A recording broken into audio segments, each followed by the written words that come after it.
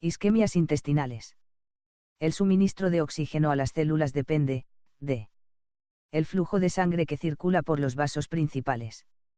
La concentración de hemoglobina y su saturación de oxígeno. La distribución de sangre en la pared intestinal. El intercambio de oxígeno entre la capa más basal de la mucosa y la porción más distal constituida por las vellosidades. La capacidad de las propias células para utilizar el oxígeno. Inicialmente, el aporte disminuido de oxígeno causa una depleción del ATP intracelular que altera la homeostasis dando la retención de agua y electrolitos. Este incremento del volumen da un estado de necrosis. Las células necróticas activan la respuesta inflamatoria liberando citoquinas, que al modificar la permeabilidad de las uniones intercelulares, alteran la función de barrera epitelial, permitiendo la fuga de bacterias a los ganglios linfáticos del mesenterio. El tipo de lesiones de una isquemia intestinal depende de la duración y la presencia de circulación colateral.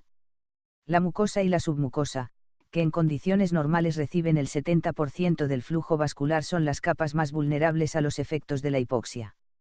De ahí que las lesiones se dan en la mucosa donde se aprecian áreas de edema y hemorragia submucosa, y finalmente necrosis. La afectación llega a hacerse transmural con posibilidad de perforación, sepsis y peritonitis. Los hematomas intramurales de intestino delgado con sintomatología similar al de una obstrucción intestinal con dolor abdominal, náuseas y vómitos debido al engrosamiento de las paredes del intestino. Los hematomas intramurales de intestino delgado donde se ve afectado el duodeno y yeyuno, siendo este el más afectado principalmente por la toma de anticoagulante oral, pero puede ocurrir también en pacientes con hemofilia o púrpura trombocitopénica idiopática, leucemia, linfoma, vasculitis y quimioterapia. La hemorragia de la pared intestinal es lenta y se produce en la submucosa a nivel de los vasos de pequeño calibre. Indican que la progresión de los estomas obstructivos se asocia al efecto hiperosmótico del hematoma, que causa el engrosamiento de la pared intestinal por el secuestro del líquido de los tejidos adyacentes. Imagen de arriba es obtenida mediante endoscopia que nos muestra la existencia de numerosos pliegues circulares de la mucosa más conocida como las válvulas Kerr-Kring o válvulas connivente del yeyuno en estado normal. Imagen de abajo nos muestra las válvulas de Kerr-Kring con equimosis e inflamación. Las principales bacterias que participan en el daño de las vellosidades del intestino, sobre todo las primeras porciones del intestino, principalmente son bacterias de la familia Enterococcee, que son bacilos gram negativos. Entre esas bacterias está E. coli entero-invasiva, E. coli entero-hemorrágica y Shigella, y como parásito actúa la Giardia. La E. coli entero-hemorrágica y Shigella se debe por presencia de la toxina SIGA. Esta toxina se adhiere al epitelio colónico, destruye las vellosidades, causa daño al enterocito y daño al endotelio vascular, causando diarreas disentéricas.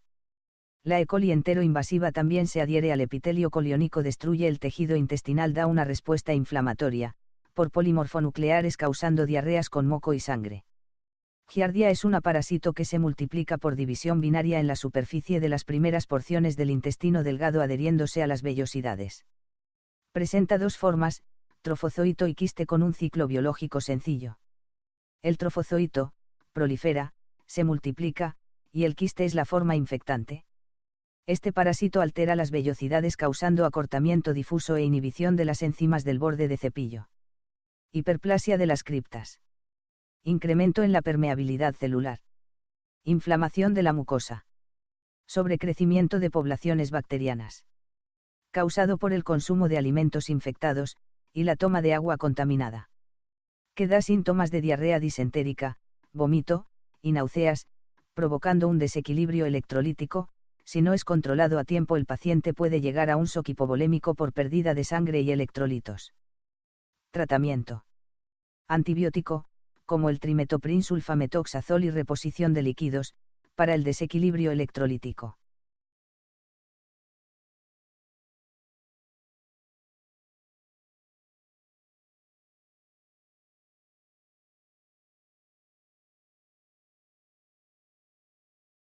Created using Powtoon.